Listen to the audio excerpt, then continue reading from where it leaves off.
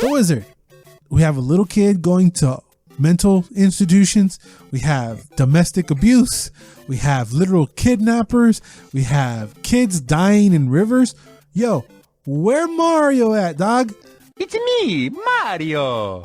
Who would have known back in '89 that gonna be Spiderman, dog? Mm-hmm. Nobody. In his wildest dreams. Power glove. What is that?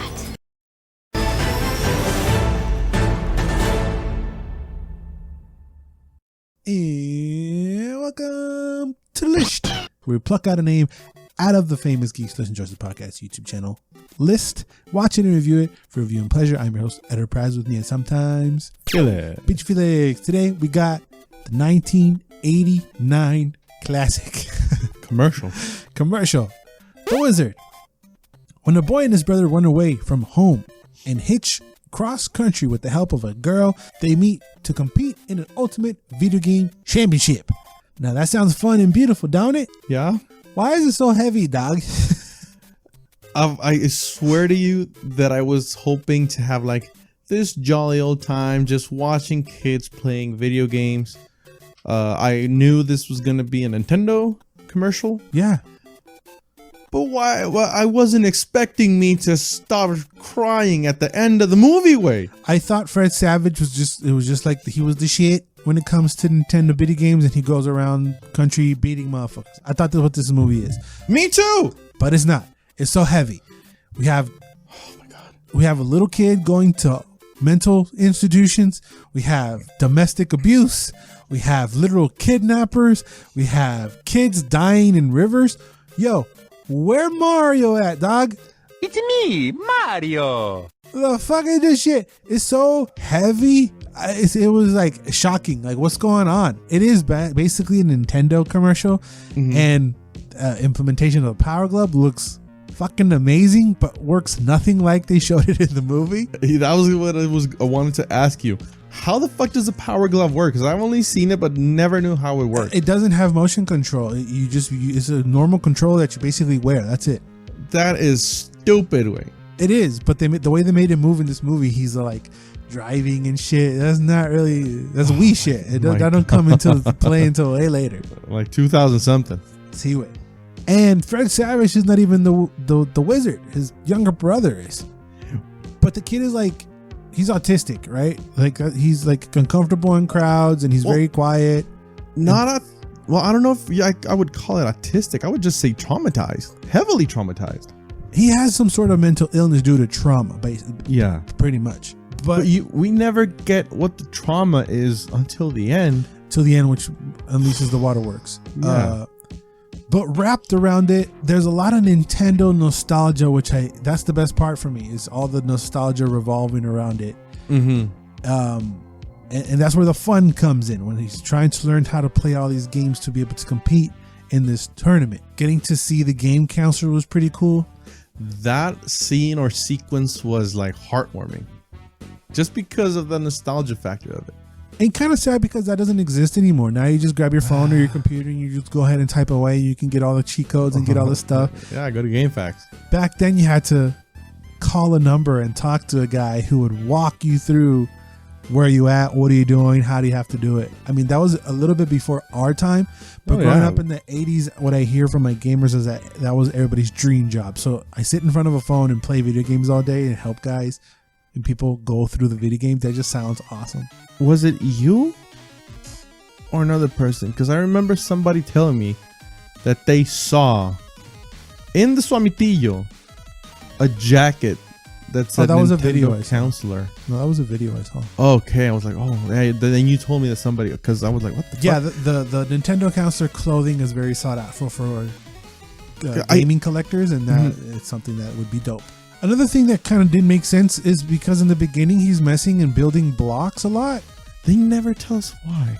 Well, it's part of his mental illness, or it's part of his trauma. But my biggest thing was, why didn't he ever play Tetris? I was like, okay, well, he's gonna play Tetris eventually. Yeah, it sounds like he was gonna be like the master of Tetris, and he never plays Tetris. He plays like 8 different games or whatever. Well, 96, 80 something allegedly. Yeah. But towards the end, I mean, like, he has to just hyper focus on a handful of them. and none of them are Tetris. I was like, what? That's perfect. I thought you were building up for like a big Tetris reveal of like, oh, he has to play Tetris, and he's like, oh, all right, I got it in the bag. I know all about these blocks. But no, it was just like an extra little quirk that they add to him, which was weird. Yeah, I didn't like how that never got resolved or never amounted to anything. I mean, they just expect it to go away because he got what he wanted, I guess, at the end. That whole thing is weird, but it's wrapped around nostalgia and, oh, cool, look at that, which I do enjoy. And one of those things for me was Tobey Maguire. I forgot he was. He's an extra. He's a baby. He's a BB. He's one of the little asshole kids at the top of the steps. That's him right there. Look at him. He's a little BB. Does he have a mullet? I guess, yeah. Damn, that's so weird. Who would have known back in '89 that gonna be Spiderman, dog? Nobody. In his wildest dreams.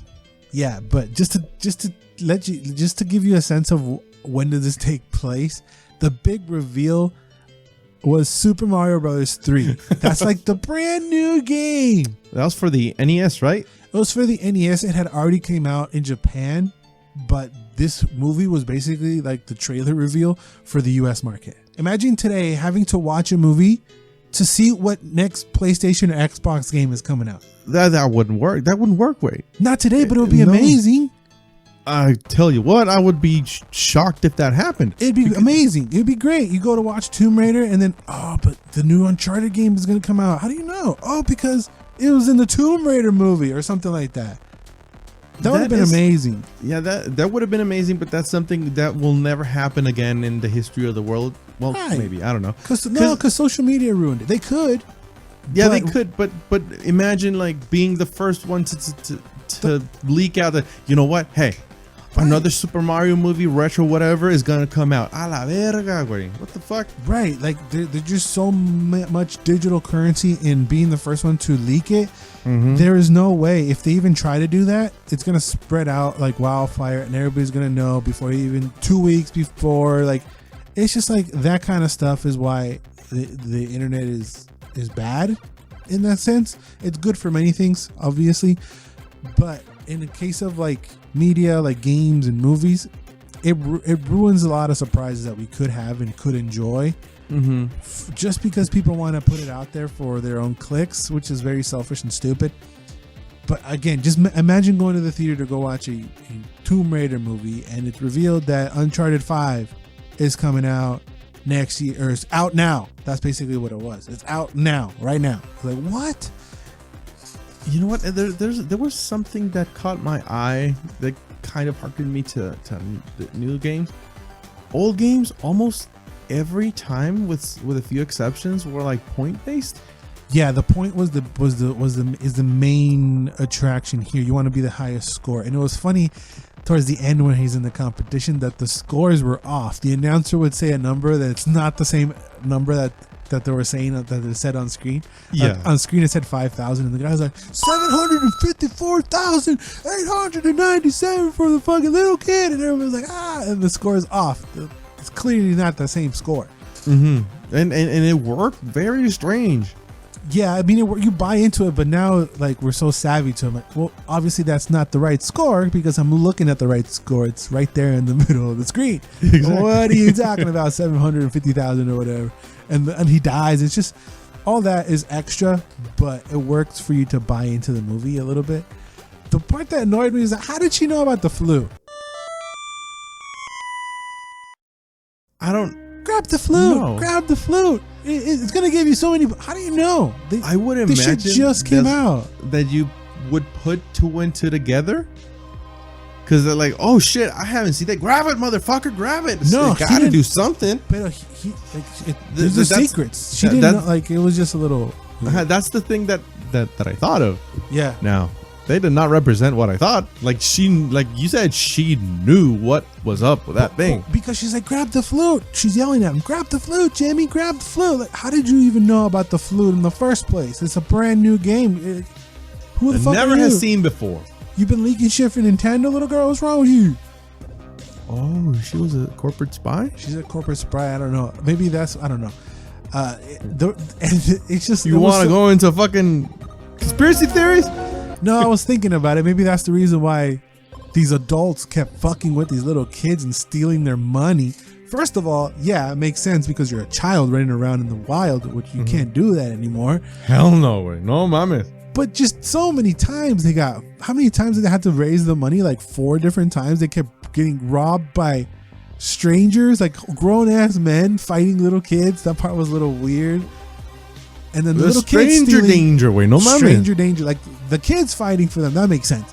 Grown ass adults would pick up. How many you got? $85? All right, get it. It's like, really?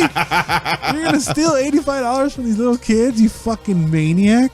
And then I thought it was gonna happen again with the bikers, but luckily they played on that stereotype and they made it cool. Yeah. But that they just kept getting. It's just like rinse and repeat over and over and over again. It's an '80s mess wrapped around cool nostalgia now and cool stuff in gaming culture that back then. To see all that, it is cool. But the heart thing, there's a California twist that's very, very sweet. As the movie progressed, I kind of started to project my nephew into Jimmy. Yeah. Because my nephew, as like Jimmy, is peculiar in the way that he tackles things. So I got a little bit protective of this kid. And by the end, I was fucking balling way. Yeah. Balling. The California twist is very sweet. And it was... Again, a little bit too heavy for my liking of a Nintendo movie. But hold on. Of a Nintendo commercial. Use the right terms. It's a little too heavy for a Nintendo commercial. But I get what they were trying to do, and it did get me go like, oh, fuck. Because it's the whole reason why everything started. But again, it's very, very, very heavy. It tackles loss and it tackles all this stuff. It's very. Do you want to tell us what it is? I mean, no, I kind of want to leave it open-ended in case people haven't seen it, because I feel like a lot of people haven't seen it. Do you think this is a must for gamers and geeks? As general culture, yes. I think it is, because it's completely immersed in video games. But my problem is it's not that great of a movie, though. Oh, I mean, come on. There's famous movies in culture that are horrible. Right. But that's why they're a must-watch. So this may be not the best video game or video game themed movie, but it is, I think, a must-watch because it does speak also of the times. Because at that time, there were a lot of Nintendo competitions and Sega competitions, and they were kind of famous. They were trying to revitalize the industry as a whole since E.T. and Atari tanked it. I get that, but the whole commercial aspect, funny enough, for me was the best part of it. Yeah. Everything else is a little extra and too heavy, but is it a must watch? You say yes. I might say, I don't know. Approach it cautiously. Don't expect this is going to be like a Home Alone worthy experience. But for gamers, especially if you were a gamer in the 80s, it definitely, you saw it probably. It's only going to tickle your bone way. Another movie that is a must watch is 1986 Trolls, and we talked about that right over here. Speaking of fucking wizards, make sure you sit down and watch this because you have to hold on to your butts for this one. Thank you for watching, and I'll listen forever you do. Bye bye. Oh my god. Power Glove.